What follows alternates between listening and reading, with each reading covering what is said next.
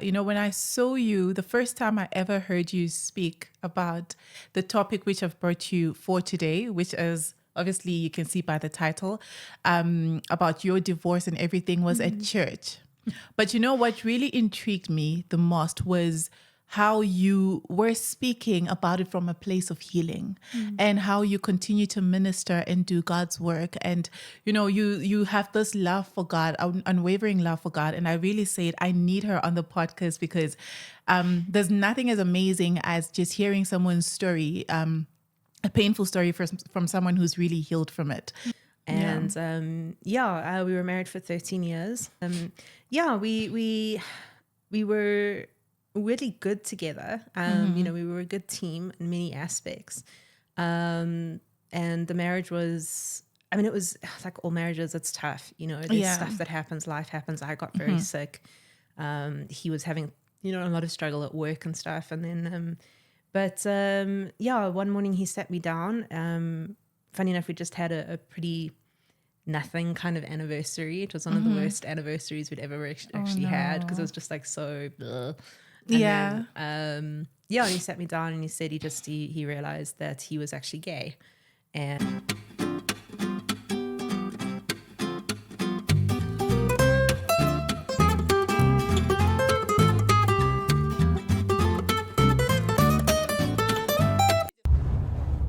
Hello, lovely people. Welcome to another beautiful episode of the Living in Fullness podcast. Today, I have a special guest with me, CJ. I'm really excited. I would like her to introduce herself. I'm not going to say much because we have a lot that we want you to, we want to tap into your life today. Are you ready? I'm ready.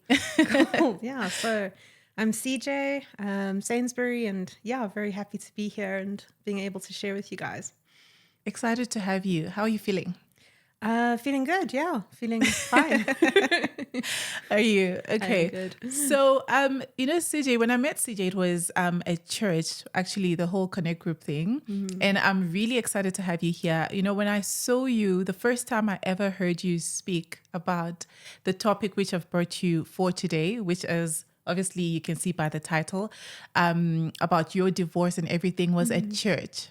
But what really intrigued me the most was how you were speaking about it from a place of healing and how you continue to minister and do God's work. And, you have this love for God, unwavering love for God. And I really said, I need her on the podcast because there's nothing as amazing as just hearing someone's story, a painful story from someone who's really healed from it.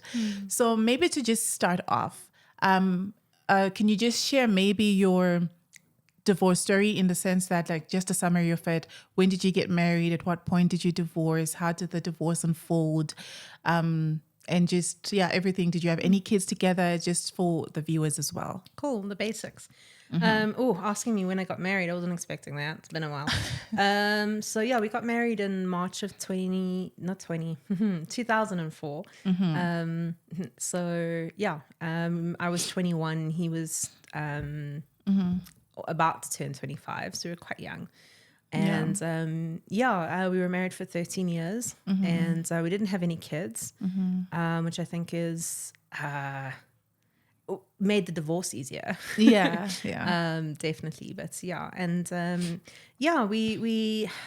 we were really good together. We were a good team in many aspects. And the marriage was, it was like all marriages, it's tough. There's stuff that happens, life happens. I got very sick. He was having, a lot of struggle at work and stuff. And then, one morning he sat me down. Funny enough, we just had a pretty nothing kind of anniversary. It was one of the worst anniversaries we'd ever actually had because it was just like so bleh. And then, he sat me down and he said he realized that he was actually gay. And that kind of ended that. Can you imagine? So because generally when we hear about divorce and when we hear about people separating, the other person has, especially if it's a heterosexual marriage, right? The other person has cheated with the other gender, so you'd have expected maybe it's another woman or something like that. So what were your initial emotions when he disclosed his sexual orientation to you?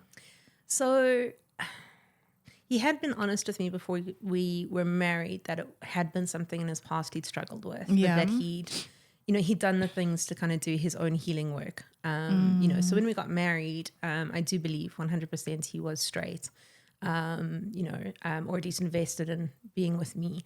And so my initial thoughts, I was so blindsided because I had thought, just because of how distant we'd kind of become in our marriage, which is what triggered the whole conversation, was me saying after our anniversary, like, gosh, I feel like we're drifting apart. And so I thought a fair was possible and things like that, but did not see I can imagine homosexuality coming. So I was quite blown out the water. So I think it's really hard, especially because I don't know. I don't think it's something you think of first. You would think of, okay, we're not understanding each other. We're not compatible. We are not understanding what this marriage is supposed to be like and all that. So what I need to understand as well was how long did it take for him to open up? Apparently he'd been struggling with it for 3 months. So since the December, he'd kind of realized that that's where he was. So it took him a bit of a while. But I can understand why. I can understand, it's a huge thing to sit and contemplate. The courage. Yeah. And especially within our community, we are Christian. We know where we stand with homosexuality, even though we had a lot of, gay friends. But, he knew especially where I stood on the issues, so I can imagine. And then his whole family comes into play and just, it's a lot. So I'm not surprised it took him as long as it did. So he is or was Christian and he came from a Christian background? Yes, he is still Christian. Wow. And you're saying he had mentioned it before? Yeah. Like before you guys got married and everything. Yeah. It didn't bother you? Or did you go for counseling for it? What? No, so he'd already done his work a while before, but one of the elders in the church that we were at that he was kind of accountable to had said, you need to tell her before, you propose. And, before the relationship goes further. And I remember that night. And I mean, he was just sobbing. I think he was expecting rejection. I think it was a huge thing for him. And, who am I to judge you by your past? That's not my role. It never has been. And so, I just felt like, wow, that took a lot of courage. Yeah, to actually tell you. Yeah, it really did. And to put everything on the line like that. And my concern wasn't with what he had been, but with who he was in the moment, who he was becoming. Nobody wants their past to determine their future. So, I think that's very true, because generally what people, I think, there are people that judge people's past, but I think there are people that is scared of, have you really moved on from your past? So I think that's why I was asking, because for me, I'm that person who I won't judge you, but I probably won't step into it because I'm like, oh my gosh, are you really over it? Is it really done? And I think there are some people that probably never go back to it, So what I want to know as well is, because we're Christian, right? And I think the first thing that probably came into your mind was, as a Christian, divorce is not a thing, and God hates divorce and all that. So what are some of the things that came to your mind regarding your Christianity journey and your relationship with God? What sort of questions did you have with God, or how did your relationship change? I think that's such a really great question, because I think, a lot of people do kind of feel like divorce is not an option. And I think we misunderstand God when we approach it from such a black and white linear kind of idea. And yes, God hates divorce because divorce is destructive, but God's also not blind to the things that go wrong that are happening. So very often that's kind of that one line in scripture that's God hates divorce has been used to justify bad marriages and abuse for generations. That's true. And those things are not okay with God either. So it's important to understand that as much as God hates divorce, if divorce is what's happening, God is going to be with you in that journey. That's true. So for me, I didn't, it was a big thing, but so he told me on the Saturday, and on the Sunday I went to church because I didn't know where else to be, and I just wanted to be with people. He loved me, and it was hilarious because I cried my entire way through the service. Oh, I can It was imagine. so funny. I just like grabbed a handful of tissues and put them in my bag, so it was just like Because tissues you the knew whole you time. would actually need to. I wasn't even You so much knew you crying. would I was need just to leaking. cry. Like my eyes would just not stop. It was in hindsight very amusing. At the time, not. But I went to church that evening. I spent the afternoon with friends. I went in the Yeah. evening, and I just felt during worship God saying, he was reminding me about Abraham and Isaac, and how when Abraham was going up the mountain to sacrifice Isaac, he didn't actually know what God was going to do. And he just knew he had to let Isaac go. He didn't know if God was going to provide a different sacrifice. He didn't know if he was going to have to kill Isaac and he'd get another son, or that he'd be resurrected. He had no idea. All he knew was he had to let Isaac go. And that's very much what I felt that night. What God was saying to me was just, you got to let him go. And it's because I just realized this journey of his sexuality had nothing to do with me. It has nothing to do with you. And I think sometimes, which leads to the question that I was going to ask you now as well, because as Christians, we feel, I always say this even to people in relationships, that we feel the need to be savior. We feel the need to change people's lives and say, okay, this person is really headed for, destruction. And you say, okay, I need to change him. I'm going to pray. Did you at any point feel you needed to pray for him to change? Did you think you can still work on the marriage? And did you ever? I do remember one night, it was actually probably even that night, I came home from church and he wasn't home, he'd gone out. And I do remember spending a solid 20 minutes plus just praying and just kind of, praying for him and that God would do what God was going to do. But I think, and that's something we can always do. We can always pray for someone, but I think our language needs to change a little, where it's not changing that they praying that they change, but praying that God will do something in their lives and encounter them. It's those God encounters that change us, because so often we're so busy praying for other people to change that we don't realize the person who needs to change is us. True. And we do that with our circumstances as well. I agree. And I think also, like, it's that whole thing of you're not thinking of the fact that we have free will, right? So as much as you can pray for someone, they also have to be willing to want to move away from it. Exactly. Because there's nothing as hard as praying for a partner who's emotionally checked out. Because if to him he's checked out and this is where he sees himself, you can only do so much, and it doesn't take away God's love for him. It doesn't take away how God sees him. But I think it's also like, from your perspective, like you're saying, what do I need to do now? Yeah. And that's all I could really focus on, So yeah, in many ways it was really freeing, because I just realized I just have to keep doing what God's wanting me to do and just get through this. And I know my desire was to get through it as healthily as possible. So I very quickly got a counselor from the church, as someone who knew us and who I trusted, that I could tell our entire marriage story to.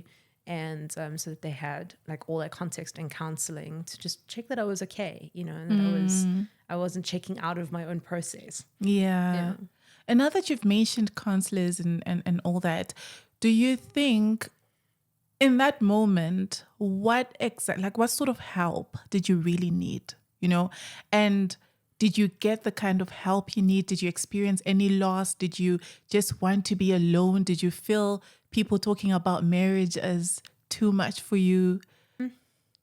I mean, there was obviously loss. I mean, divorce is essentially a grieving process. It's grief. Because, I lost my best friend. I lost my husband, the love of my life. And then there were physical things I lost, like I lost that financial support. I was working part-time 4 days a week. I wasn't really, he was very much the breadwinner and supporting me. I didn't have a career, and so I lost a lot of that kind of stability in some ways. And I think the relationship though was the hardest thing, but I found Sundays the worst. A lot of other things I was kind of used to doing on my own because he was at work until like 7 p.m. So I see. I was used to doing a lot of stuff on my own, and most of my day honestly consisted of waiting for him to get home. Sure. And then Yeah. not really great, but not a way to live. But like I said, I'd been really ill, so it was all I could do. But Sundays was the one day we did church together, you know. So church was actually the hardest. Yeah, it was like a trigger for you. It's It just was a very reminder. triggering. Yeah, every time I go in there, I'm on my own. Didn't have, like, all my friends at the time were like pastors and leaders, and Sundays are the worst because they're not really available for chit chat and comfort, because they're ministering to other people, you know. So that was also like a really tough space. Great during the week because I worked at the church, so it was like free access to counseling all the time, which is sometimes also a bit much, but so that was really that was the tough thing. And then just adjusting, you know. It's 13 years, it was long. We'd been together 15 years almost, you know. So from when we kind of met each other and became good friends and then started dating, so it was a lot of time, and to try and adjust to being alone, and also to not having someone in your life who understands you quite the same way. You know, someone who's lived with you really understands how you think, how you operate, why stupid little things are important to you and a big deal to you. And not having someone in my life like that at that time, that was also quite an adjustment. So, but I think in terms of support, I was fortunate. I had a lot of support around me. You know, it wasn't overwhelming. No, there were times when it was. Because I can imagine it's like you sort of had to keep explaining your story to everybody. Yeah, that was also interesting. Yeah, like having to tell people all the time, like, you know. And especially, funny enough, the elder who told him to tell me he was gay joined our church at one point. And then he was just like, "Oh, where's Paul?" You know, and I'm just like, "Yeah, no, we split up." But I was able to tell him why exactly. Yes, you know, because you like, sort of had a background. Yeah, he understood. So that was quite funny. I can imagine. But I think also what made it easier is I was asked to share my testimony quite soon afterwards. I think I can't remember exactly when. I know it was summer. Yeah. But so like a lot of the church knew very quickly. Really? Was it from you, or people were like the next person tells the next person? No, I don't think there was a lot of that, to be honest. Okay. No, not so much. But they did ask me. They were doing a certain sermon series at church, and they just said, "Can you share your testimony from this point of view?" You know, and yeah, so that's what I did. So in front of, like, I think it was 500 odd people, you know, so it's like a third of the church. They know. Yeah. You know, so yeah. And it's freeing as well, I think. The moment that you say it out to everyone sort of frees you, and you feel at least you no longer need to explain to a lot of people, because it's like when you have even a breakup, it's that whole thing of if everyone you meet keeps asking, "Oh, where's this person?" And you're like, okay, it's just a reminder that this person has left. Yeah. So I think we were fortunate that, you know, the church service we were a part of was the smaller one at the time. And we hadn't really made a lot of friends. So it was our Connect group. And so they knew. And but yeah, there weren't a lot of people. Now the normal thing I get is like, "Oh, you were married?" Yes, which is, I think, yeah. That's what I get more now. Do you think that like sort of reminds you as well, or are you fine? No, it's just part of my history. It's part of who I was. You know, it's the same. It's kind of up there as, "Oh, you went to that school." You know, it's just like, yeah, I did. You know. So it's just becomes part of it. I think, but how do you think your emotions have sort of graduated from where it was at the moment that you heard the news of your sexual orientation to where you're at now? Like, how have they, like, your emotions grown? I don't know if I could describe it necessarily as growth so much as like tides coming in and out. But I know the one thing I always felt was just an overwhelming sense of compassion for him. Oh, really? You know, he wasn't doing this to hurt me. And in fact, the whole reason he told me is because he knew that we now had a divergence in our value systems, you know. And so in some ways, it's a bit lame to say, but it's like he was setting me free, you know. So his intention was never to hurt me. He's always been very good at making sure I'm okay. and that I've got what I need, and, you know, keeping up with his side of the divorce agreement and all those things. And so I've always just felt overwhelming compassion for him. And then there's just been like these moments where I'm just like, oh, he's such an idiot. So, you know, and then I repent later. But yeah, there's moments of frustration and moments, because the reality is what my life is now is a direct consequence of the divorce, you know. And that is a reality. And but in it all, I know that God's been there. It was oddly, before he told me he was gay, I'd received a very short word from Pastor Belinda at our church, and she was just like, God just says he knows what you need. And at the time I was just like, what is this? Like, what am I supposed to do with this? Like, and then when the divorce started happening, I was like, oh, makes sense now. That's actually amazing. Like, it was so good, because it just applied to everything. You know, he knew what I needed in terms of support. He knew what I needed in terms of my finances. He knew what I needed in terms of, you know, just everything. And he was so good to me. So yeah, through it all has just been that kind of overcurrents of just not wanting to be bitter, not wanting it to define everything about who I am. And in many ways, it's kind of odd. I sit and I kind of go, oh yeah, I'm divorced. Okay. You know, like, it doesn't define me. It doesn't. Yeah. So to try and describe the emotional growth is just, probably just having to make peace with some things, you know. Sometimes this is the reality, and I can sit and I can cry about it for a little bit, and then I've got to actually get on with it. I've got to build a life for myself. So yeah. I hear you. But did you at any point, because with divorce as well, some people tend to feel rejection, right?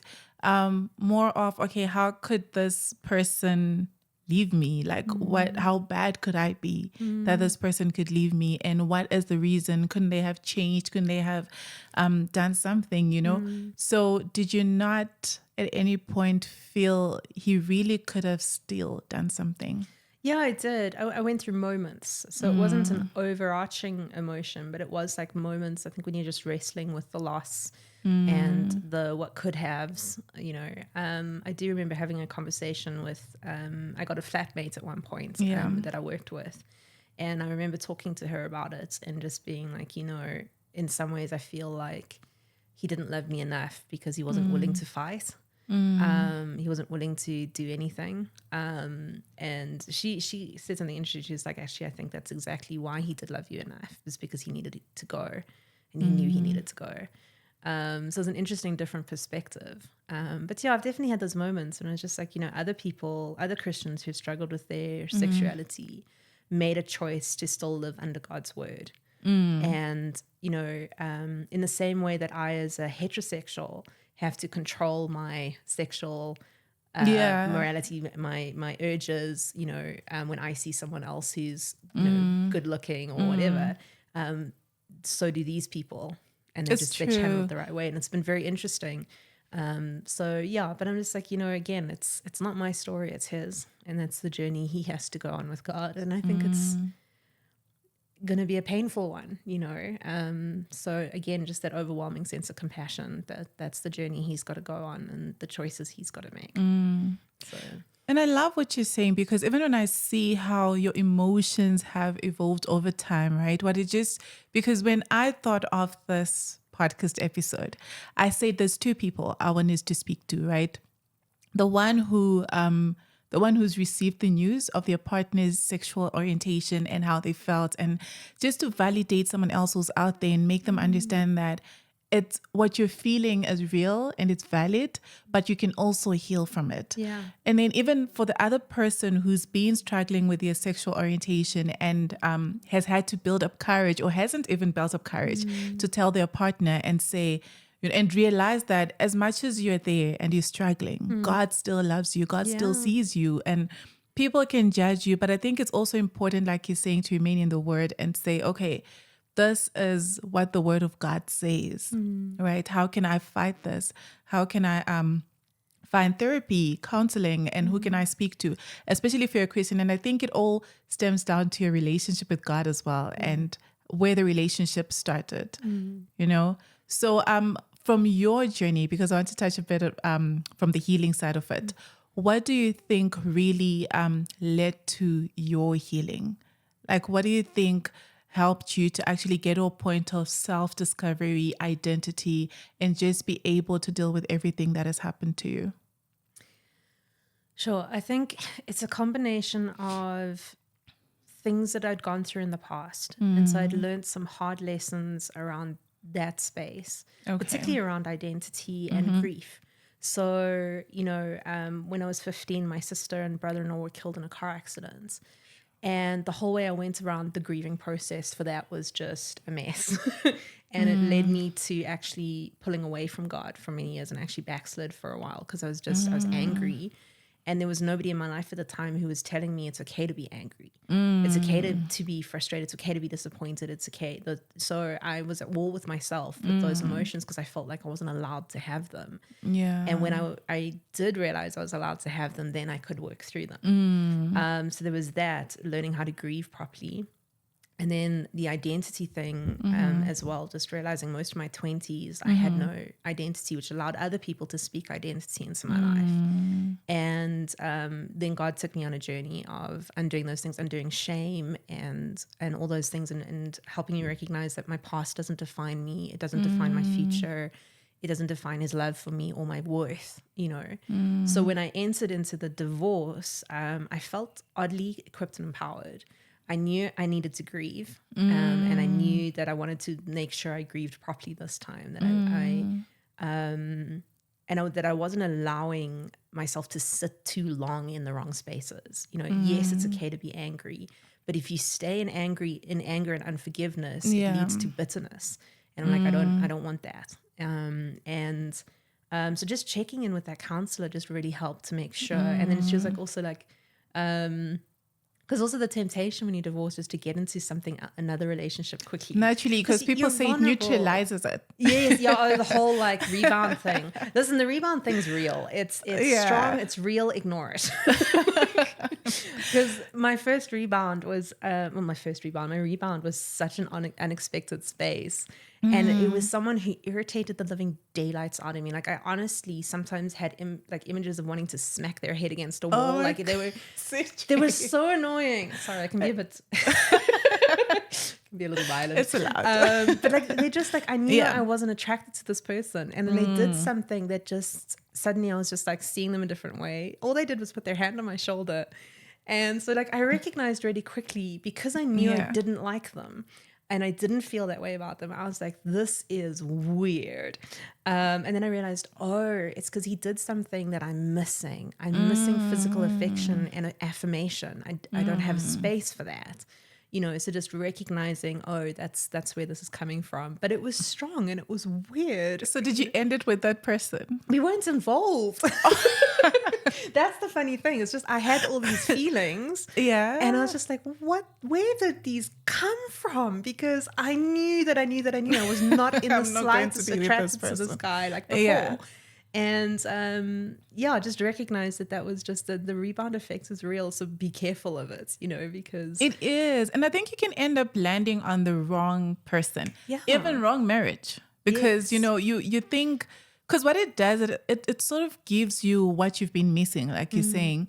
And it closes that gap. Yeah. And if you don't get that gap from God, I feel you will keep looking for it in other people and think they're giving you. So God is probably giving you the 80% and this person closes that 20%, the physical side of it. And you're just like, okay, I've got this. I'm ready for marriage. Yes. Yeah. Because like, you're so vulnerable and you're feeling all these different things. And you go through days when you're feeling awful and you're feeling rejected and you're feeling alone, and it's a lot to bear. You know, I went straight from being at home with my parents to being married. I've never lived on my own before. So just that, and like having to make all those like decisions about my finances, about what I do with my day, about, you know, the house, everything. I suddenly had to make all these decisions and stuff on my own. It changes a lot of things. It does. And all you really want, even now, it's still something I want, is just someone to share the load. You know, just someone to help with that. And so sometimes it's good to find spaces where you can get that from spiritual mothers and fathers, if not your own mothers and fathers. Yeah. You know. So that's what I was about to ask you now. What is your relationship with relationships? Like, are you are you are you at a point where you're like, okay, God, I think I'm ready for a relationship? Or are you at a point where you're like, because what I think if I was in a situation, what would have happened to me was I don't trust any man. Like I'm at a point where everything is a red flag. You know, if you just smile as much as the wrong way, I'm like, you just smiled like, you know what I'm saying? Yeah. So where are you at the moment? Oh, I've been on the online dating space for years. So, no, I actually, because I know myself and I know how I'm wired, like I knew that was going to be a vulnerable space for me. Yeah. And so I set myself the kind of, it's a stupid thing, but it was just for myself. By no means is this a guide for anybody else. But you know, they've got that thing like, I think I saw it in a Friends episode or something. Maybe it was Big Bang Theory, where it's like, it's 1 month for every year you were together, and then 1 week for every month, and 1 day for every week. So it's a stupid little thing. So it was like, okay, 13 years, 13 months. So just over a year. And then I thought, let me just make it a year and a half, you know. I lasted a year before I started. And then that's when my counsel was like, maybe we need to leave the guys alone, you know. So she was for like, now. Yeah, kind of like in my ear a little bit. But I did nearly get involved with the guy. And this is the thing, because you're in this space, you do make dumb decisions, you know. So like, he's an atheist, a really great friend, really knows me very well. We're still very good friends, but yeah, it would not have been good. And we figured that out really quickly. Yeah, like, no, we're not going to work. No, because he was like, no, because I said to him straight off when he kind of asked me out, I was like, look, there's 3 problems to this. Like 1, you live in England. 2, you're an atheist, I'm a Christian. And 3, I don't do sex outside of marriage, like full stop. And he's just like, well, the distance helps with the sex. I was like, fair enough. So you were like eliminating. Yeah. I was like, oh, didn't see that wall being breached. And then he was just like, oh no, he's very like live and let live. Yeah. No, he wasn't. No one is. Like, this is the truth. Someone tells you they're live and let live, red flag. Because then they don't know themselves enough to know. They just haven't had their boundaries pushed. And so the moment we started we had some really great God conversations, but the moment we got into them, then the contention started coming, and he didn't speak to me for 3 months because I believe in hell. So somehow we restored that friendship. But so I knew I had to be careful because emotionally I can invest very quickly. So it was just, but I have, and funny enough, I've preached on dating. It was my first sermon ever was on dating. So, you know, I have my minimum criteria when it comes to dating. And tell me more. Absolutely has to love God. Yeah. And loving God looks like certain things, like being in community. There is fruits. There is fruit, yes. There has to. So you can't just say you're a Christian. That's not good enough. I want to know that you're involved in church. I want to know that you have a relationship with God, a personal relationship, and that you're willing to work on your stuff, you know, because stuff's going to keep coming. There's no perfect. I'm by no means perfect, never have been, never will be. And, but there has to be a willingness to recognize when I've got stuff that needs work, which the Holy Spirit does, and then actually be willing to do the work, you know? Yeah. And so if you have got issues, I don't mind, but what are you doing? What are you doing about your issues? Because that's the thing. There are some people that would tell you, take me as I am. You know, I can't change for you. Yeah. You found me like this. And I think if you want, clearly, if you want to see a relationship, any sort of relationship working, you have to put in work. Yeah, you do. You know, so same way you got to put in your relationship, put in work with your relationship with God. You know, that doesn't just happen with, I don't know, daisies and I want to say fairies, but that's the wrong religion. But yeah, it doesn't just happen all by itself. You know, you actually got to put work in. You got to put time in being with God. You've got to wrestle with things. And if you're not wrestling with things every now and again, are you reading your Bible? Yeah, you know? Probably not. Yeah, probably not, because it's offensive. Jesus was offensive, and there's always things in my life that need to be worked on, you know, even if it's just that somebody irritates me and I'm struggling with that relationship and God's telling me, well, you need to be, you know, nicer. That's the thing. I think people sometimes think Christianity is perfection. but it's really not. It's about how much progress are you making towards who God wants you to be, and just leaning into God. When you mess up as well, just remembering that, because what the devil likes to do is cover us with sin, shame, and guilt. Yeah. You know, and then now you're there like, okay, I'm not worthy to be with God, and now you push away. But now, we've drifted. So Yeah. so when you are looking at everything in hindsight, right? What are some of the things that you feel you could have seen that, okay, he's still struggling with his sexuality, or was there nothing at all? There's honestly nothing. Really? Really. He was quite, in many ways, very stoic. Like he wasn't very emotionally engaged. I think he struggled, probably coming from his own childhood dysfunction. I mean, this is the thing to recognize, is that, you know, no matter what, you're going to bring dysfunction into your marriage, because we've all got generational issues that we've just grown up with and we have to deal with. And I think, you know, so he wasn't very good at sharing what was going on. But as I did my healing work, I became a lot better at recognizing when there was stuff going on. But getting him to talk to me was really, really hard. You know, so, you know, even like financially, you know, we went through a stage where our finances were tough, and I was just like, you know, but he wouldn't tell me. He actually never really shared that stuff with me. And I think it's because he was ashamed that we weren't thriving and, you know, about where we were, but still wanted to give me things I wanted and needed. And so, you know, we'd be like halfway to the mall because I wanted to go shopping, and he's just like this ball of stress. And I'm like, what's wrong? Nothing. What's wrong? Nothing. Something's wrong. Can you just tell me? Something wrong. And then you'd be like, oh, well, you know, this month's actually quite tight. So I'm like, then why are we going to the mall? Like, turn around, let's go home.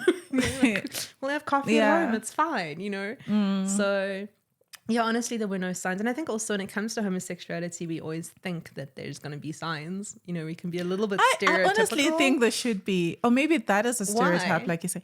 Because I'm saying, if you are, I'll give an example of, I'll assume even your sex would get affected, right? Because if you're saying, unless you're bisexual, that's different. But if you're telling me that you're gay, you're not attracted to women, you're attracted to men, I'm not even trying to be judgmental or anything, but if that's what you're saying to me, then I'd assume then that you're not attracted to me as a woman. So even having sex with me should be hard, right? So for me, that's already a red flag. Before I speak of anything else, I'd be like, okay, it's been a few weeks. What's going on? You know, there has to be I think there has to be something, because some people say like their partner would actually get angry at them, you know, because they don't know how else to let out things.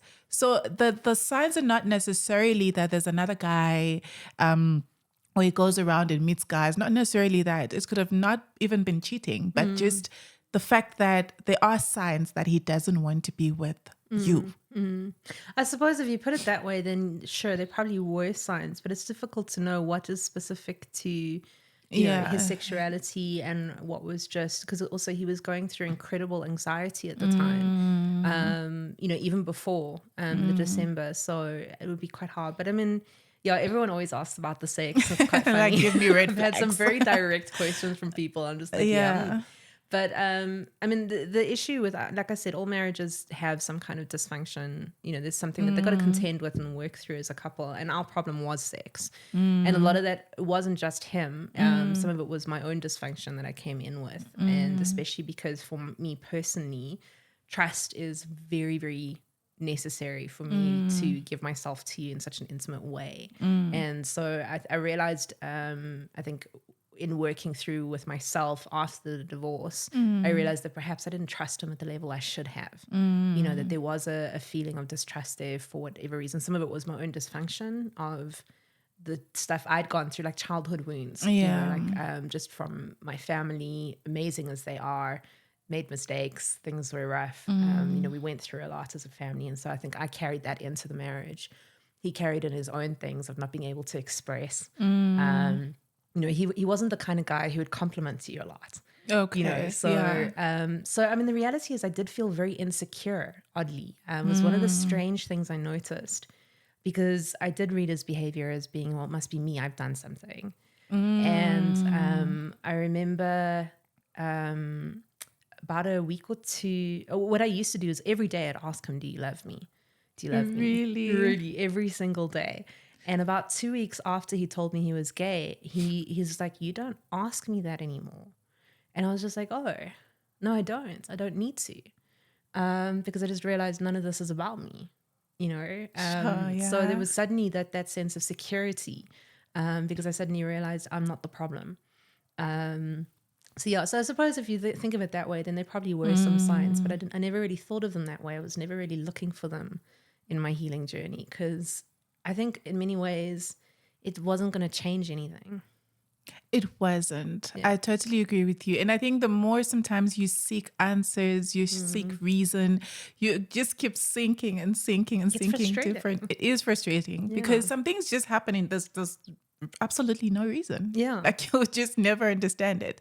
But then, so wait, now that you've mentioned 2 weeks after he told you about his sexuality, who got away? Who decided to divorce? Did you both agree? Yeah, we did. We both agreed. Because like I asked him, I was like, what happens now? Do we go to counseling? Like, and he's just like, he doesn't see the points because he doesn't want to change. He thinks this is how God made him, because it was not the first time he's encountered this. So he'd kind of given up on that. And then he was like, I assume you don't want an open marriage. So I was like, oh, hell no. No. It's not an option. I do not share. Me too. I was like, that's not happening. And because I was still very much in love with him. You know, I loved him. And the thought of him being with someone else was not something that he was choosing somebody over me. No. So I was just like, no, that's not an option. So he's like, well, then we've got a divorce. So it was the logical conclusion. It was a very amicable divorce. You know, we weren't fighting. And so we had just one lawyer. We didn't need different lawyers. We came up with our own agreements. And because of our prenup thing, it was just 50-50. But he did slew it on my side a little because he knew I would never earn as much as he does. Yeah, not easily. It would take me years to get up to that point, and it's not where God was calling me anyway. So it was within 6 months it was done. That's nice. And I think if there is an amicable, like the person just has to be two adults that understand where they are and they're not trying to hurt each other as well. And I think that's one thing that I can pick up, that none of you was trying to hurt the other person. The problem comes if the other person is really resentful or the other one is really bitter and all that. So I love that everything was done amicably and you both understood what had to be done, as painful as it was.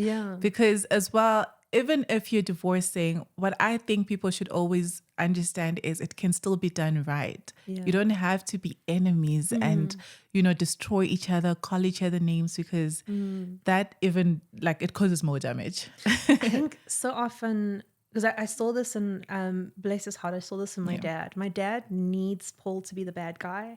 But he's also comes from a different generation. You know, my dad was born in the 1940s, so he's you know, quite mature. And I think, you know, we so often judge the whole thing by the end. And I've had so many arguments with my dad where I'm just like, just because it ended this way doesn't nullify my entire marriage. We had a lot of good years together. He was always a really good husband. And I think this also comes from my dad not realizing he wasn't in my marriage. So he doesn't actually know everything that went down in my marriage. He doesn't know what Paul had to carry with me being as sick as I was and things like that, you know. So but so often that's what we do, and I think that's where that space came, you know, where a lot of people are just angry and resentful at the ending and they're not looking at, well, what was actually good. And for you, But I don't think you blame them as well. I'm thinking of it like as my sister, as my friend. I really would be upset at the other person, you know.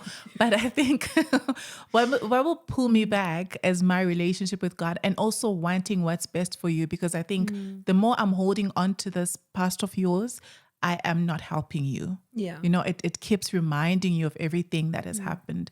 So what can you say are some of the lessons that you learned? Because I mean, it's hard, I guess, to ask you of lessons. Like, okay, what did this teach me?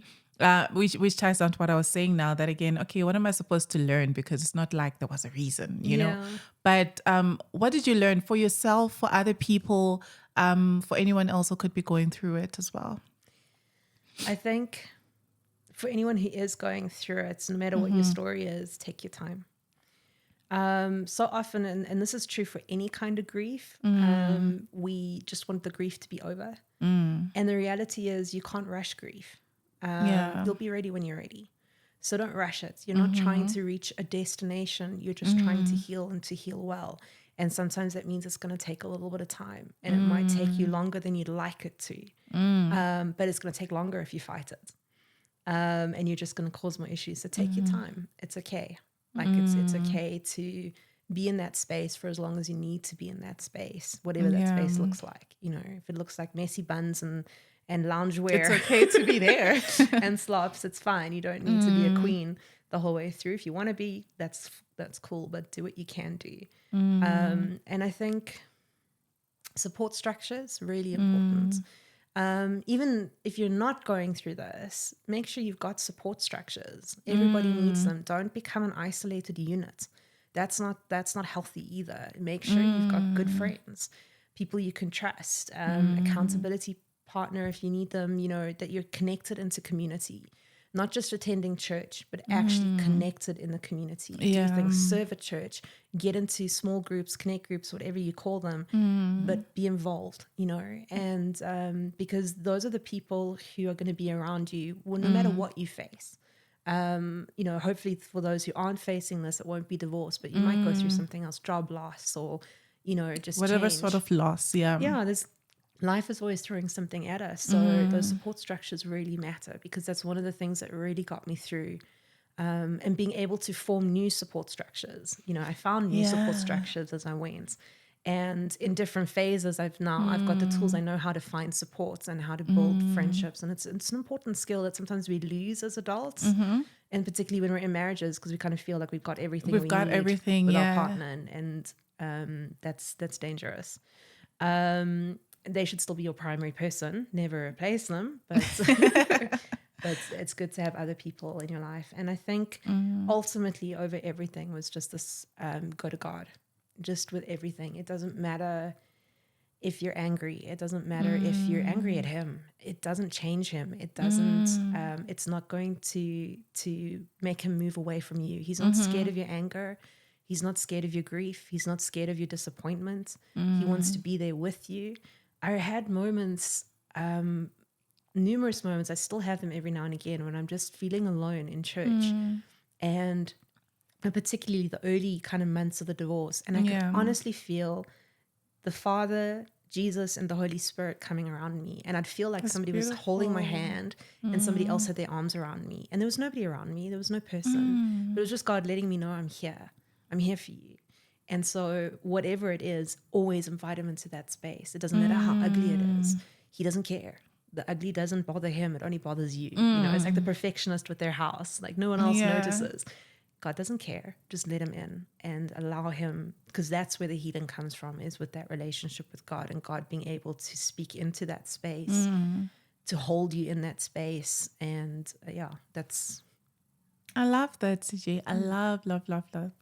I love it, because I think for me, it's like some people do close out God when they're going through a lot, and they're at a point where they're just saying, okay, God, even you have made me upset. Yeah. And it almost feels like even God has rejected you, because how dare you allow this, you know? You get to that point where you also start questioning God's love for you, because you feel like, but this person just got away with whatever they just did to me, and I'm right here, you know, hurting. So, and another thing that I learned from your story as well is acceptance and communication. You know, even for the other person, it's important to not, you don't have to wait 13 years to tell someone, because as much as it's a struggle, it needs courage. It's really hard, but I think you still have to sort of accept where you're at and be able to share with the other person, because it even does more damage the longer you take to tell them, you know, because this person has centered their life around you for this so many years. So I think acceptance and being able to communicate, be vulnerable and just be honest, I think it saves you and the other person more. Absolutely. You know, because I think I remember, I can't even remember exactly what it was, but I remember he'd moved into the spare room already, and he said something, and it just, and all I remember saying to him is like, the way you're behaving invalidates everything right now, everything about our marriage, and that's not true. And I can't even remember what it was, but this is it. Like, you don't want to invalidate everything by the way that you behave. And if you're going to be, and I mean, this is the thing that I appreciate, that yes, it took him 3 months, but he didn't want to wait long. He didn't want to keep it a secret. Those 3 months, he was thinking how he could tell me. And that's good. Yeah. And I mean, he expected the worst. So, I mean, he did, because this is just the way he's wired. He had a plan. He was expecting me to throw him out the house. So he'd organized, can his friend take him in if the worst happens? And I think was a bit surprised when I didn't throw him out the house. So, it showed, some people might say 3 months is a long time, but I think for the enormity of what he was trying to do, it wasn't. But I think when you start dragging it out, you're honestly just being deceitful because you're pretending to be something you're not. You're pretending to be involved in something you don't want to be. And like you said, this person's building a life with you. And when you do pull the rug, more is gonna come. Like, it's just, don't do that. Love the person enough to rather be brave. And do it now. Don't be the coward. Just please don't do that to somebody. Just be honest. Whatever it is, just be honest. Yeah. Like, share your truth. It will help the other person. I totally agree with you. And it's also, it's what, for you, if you're needing to confess something within your marriage, maybe you've messed up or something, you've done something, confession is what breaks shame. As long as you're carrying that thing, the shame intensifies it and increases, and it's going to become harder and harder for you to break it. But when you confess, God's grace is available to you, and it breaks that hold of shame on your life. That's why confession is important. I agree. Yeah. And that's why the Bible says the truth shall set you free. It's not just about shaming yourself and telling everyone the truth. It's about you, because the moment it's out there, there's a sense of accountability. There's a sense of you removing that guilt, that shame of yourself. So I think, like you're saying, just share your truth and just be honest. And I love that. I think he took time to really think about how he will tell you, because you were together for a long time. Yeah. So it can't just be something, because you can't say it the wrong way. And I think the reason that it was still hurtful, but the reason that you've also managed to heal from it, is because there was care taken when actually telling you what's going on. Yeah, he did. He was very aware of the impact this was going to have on me. And it didn't make everything perfect. It didn't make everything change. okay. It didn't. No, it didn't. But it definitely. And there were things that he said that I can still remember where I was just like, "Excuse me," And I won't share those because that's his story. But it can't be perfect. I've had more people hurt me by trying to be helpful than, I hear you. And you just got to take it as it is. People are trying. And I think it was for him as well. It was part of his processing.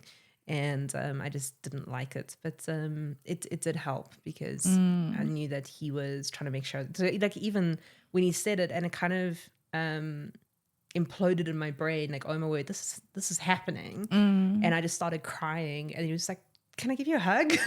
Oh no, And then, like, immediately, I think he phoned his mom. So then his mom wanted to talk to me and just like, are you okay? He immediately was on the phone trying to get our pastors to let them know what had happened, so that they'd be there for me.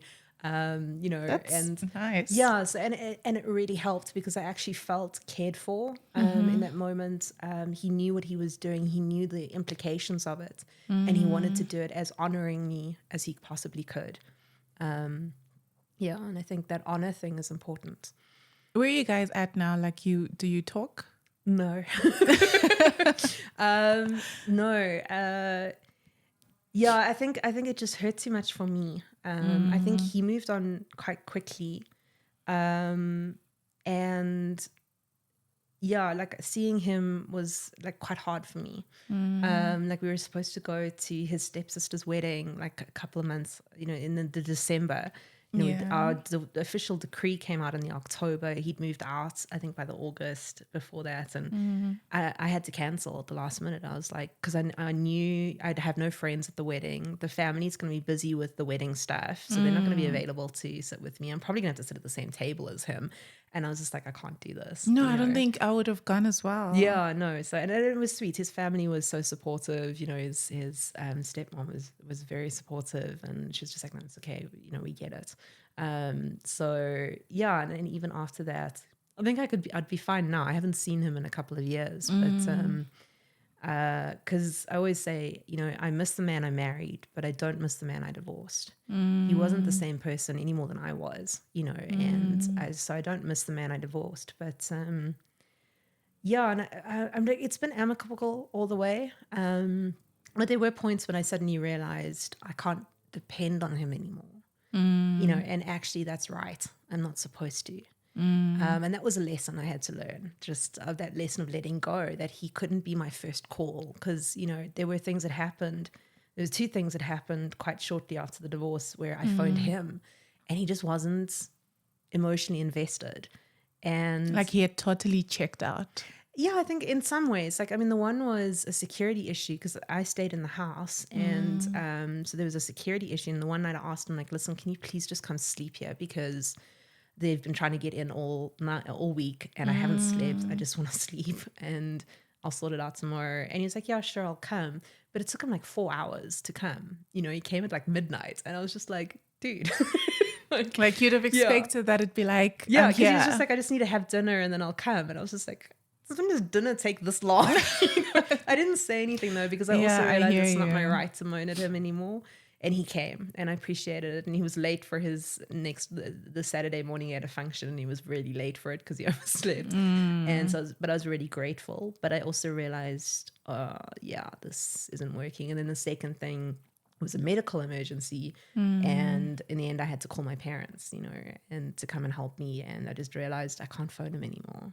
And it was painful, but it was also good. It's necessary. It's a part of the healing, is just recognizing this person no longer has this space in my life, and I don't have access to that part of them. Yeah. And that can hurt, but it's good, because then you learn this is why the other support structures are important. Yeah. Because then you've got the other people you can call in an emergency. I hear you. So lastly, how are you coping now? What sort of coping mechanisms do you have in place? Do you go for therapy, or are you totally are you good? Yeah, I'm good. I've got other issues. Bigger issues. Because life just keeps on coming. Yeah. No, nothing. I mean, like I said, my reality is a direct implication of the divorce, but it's now my it's not his responsibility anymore. He's finished paying his stuff. So this comes back to that. That's why we don't communicate. We've got nothing to communicate about anymore. And so I have to build my own life. I've got to sort that out. I've got to do all those things. So, that, like I said, I don't even define myself as divorced. It's always weird for me. It doesn't define you. No, it doesn't stop your goals as well. It doesn't stop your life. It's almost it's another part of me. It's not who I am now. So I don't feel like it impacts me. I'm in the dating space. Getting on with life. So I love that for you. And on that note, I think the one thing that I really want people to get out of this is it's painful, it hurts, but God can take you out of it. It's a process as well. So like CJ said, allow yourself to grieve, allow yourself to go through the process. Don't take shortcuts, because I think it even takes longer, to heal that way. So if this has helped you, please do put it in the comment section, what you're going through. If you need help, we obviously can suggest churches, counselors as well that you can probably go to, and we can pray with you. So thank you so much for watching, and thank you so much, CJ, for being an amazing guest. It was my absolute pleasure. Thank you for having me. Thank you. Thanks, everybody. Please don't forget to like, share, comment, and subscribe. See you next time. Thank you. Pleasure.